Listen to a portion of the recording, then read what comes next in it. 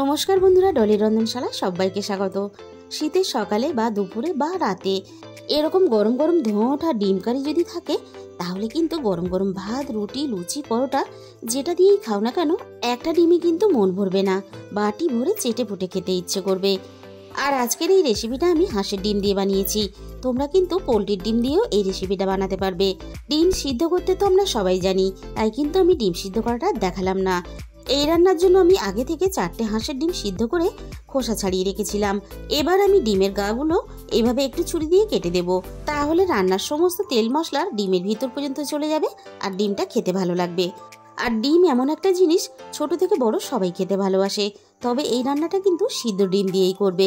ভাজা ডিম দিয়ে রান্নাটা করলে খেতে কিন্তু অতটা বেশি ভালো লাগে না, তাই সিদ্ধ ডিম দিয়েই কিন্তু করার চেষ্টা করবে। সবগুলো ডিমের গা কিন্তু আমি একইভাবে চিড়ে দিলাম। এবার আমি ডিমগুলোকে রান্নার জন্য রেডি করে নেব।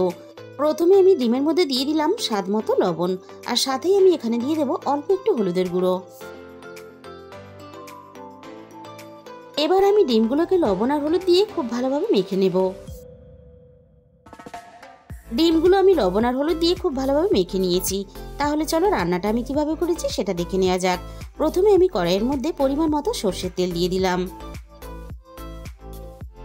এবার আমি তেলটা মিডিয়াম আঁচে খুব ভালোভাবে গরম করে নেব।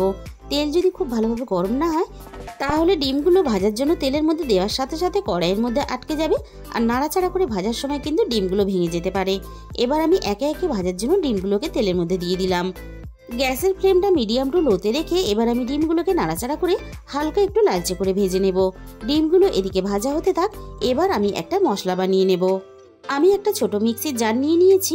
এবার আমি মিক্সির জারের মধ্যে দিয়ে দিলাম 5টা গোলমরিচ, আর সাথেই আমি এখানে দিয়ে দেব একটা ঝালের জন্য কাঁচা লঙ্কা, আর দিয়ে দেবো এখানে 1 মুঠো ধনেপাতা। এবার আমি অল্প একটু জল দিয়ে সবকিছু একসাথে পেস্ট করে নেব। সবকিছু আমি একসাথে খুব ভালোভাবে পেস্ট করে নিয়েছি। এবার আমি এটাকে একটা সাইডে রেখে দিয়ে আবারও রান্নার দিকে চলে যাব। ডিমগুলো আমি নাড়াচাড়া করে বেশ হালকা লালচে করে ভেজে নিয়েছি। ডিম যদি এর থেকে আবার বেশি ভাজা হয়ে যায়, তাহলে ডিমের গাটা অনেকটাই শক্ত হয়ে যাবে, আর তার জন্য কিন্তু খেতে ভালো লাগবে না। এবার আমি সমস্ত ভাজা ডিমগুলো কড়াই থেকে নামিয়ে নিলাম। ওই একই তেলের মধ্যে এবার আমি ফোড়নে দিয়ে দেব অল্প একটু গোটা জিরে। এবার আমি ফোড়নটা নাড়াচাড়া করে হালকা একটু ভেজে নেব। আর এই রান্নার জন্য আমি আগে থেকে একটা মাঝারি সাইজের পেঁয়াজ গ্রেট করে রেখে দিয়েছিলাম। এবার আমি পেঁয়াজটাকে তেলের মধ্যে দিয়ে দেব ভাজার জন্য। এবার আমি পেঁয়াজটাকে নাড়াচাড়া করে হালকা একটু লালচে করে ভেজে নেব। পেঁয়াজটাকে নাড়াচাড়া করে দেখো হালকা সোনালি কালার করে আমি ভেজে নিয়েছি। এবার আমি এখানে দিয়ে দিলাম 1 চামচ আদা রসুন বাটা। এবার আমি পেঁয়াজের সাথে আদা রসুনটা মিনিট খানেকের মতো একটু ভেজে নেব, আদা রসুনের কাঁচা গন্ধটা চলে যাওয়া পর্যন্ত। পেঁয়াজ, আদা, রসুন আমি সবকিছু একসাথে মিনিট খানেকের মতো ভেজে নিয়েছি। এবার আমি একে একে গুঁড়ো মশলাগুলো দিয়ে দেব। প্রথমে আমি দিয়ে দিলাম রান্নার প্রয়োজন মতো হলুদের গুঁড়ো, আর সাথেই আমি এখানে দিয়ে দিলাম 1/2 চামচের একটু বেশি ধনে গুঁড়ো। আর যেহেতু আমি এই রান্নাটা গোলমরিচ আর কাঁচা লঙ্কা ঝালে করব, তাই রান্নাতে একটা সুন্দর কালার আসার জন্য আমি দিয়ে দিলাম অল্প একটু কাশ্মীরি লঙ্কার গুঁড়ো। আর তোমরা যদি রান্নাতে ঝালের জন্য গুঁড়ো লঙ্কাটা ব্যবহার করো, তাহলে কিন্তু গোলমরিচটা একটু কমিয়ে নেবে, কারণ গোলমরিচের ঝাল কিন্তু খুব তীক্ষ্ণ হয়। তবে গোলমরিচ আর কাঁচা লঙ্কা দিয়ে কিন্তু রান্নাটা করার চেষ্টা করবে, তাহলে রান্নার আসল যে স্বাদটা সেটাই বজায় থাকবে। আমি মশলাটা সবকিছুর সাথে নাড়াচাড়া করে খুব ভালোভাবে কষিয়ে নিয়েছি। এবার আমি এখানে একটা ছোট সাইজের টমেটো আগে থেকে গ্রেট করে রেখে দিয়েছিলাম। আমি গ্রেট করা টমেটোটা রান্নার মধ্যে দিয়ে দিলাম। এবার আমি টমেটোটাকে নাড়াচাড়া করে মিনিট খানেকের মতো একটু কষিয়ে নেব, টমেটোর কাঁচা গন্ধটা চলে যাওয়া পর্যন্ত। সবকিছু আমি একসাথে খুব ভালোভাবে কষিয়ে নিয়েছি, আর মশলা থেকে সুন্দরভাবে কিন্তু তেলটাও ছাড়তে শুরু করে দিয়েছে।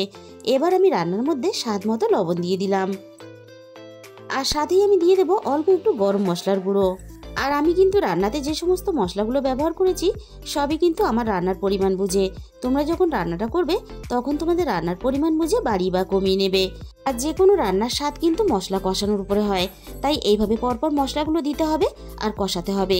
এবার আমি রান্নার মধ্যে পেস্ট করে রাখা গোলমরিচ, কাঁচা লঙ্কা আর ধনেপাতাটা দিয়ে দিলাম। এবার আমি মিক্সির বাটি দিয়ে অল্প একটু জল দিয়ে দিলাম। আবারও আমি মিনিট খানেকের মতো সবকিছু একসাথে নাড়াচাড়া করে খুব ভালোভাবে কষিয়ে নেব।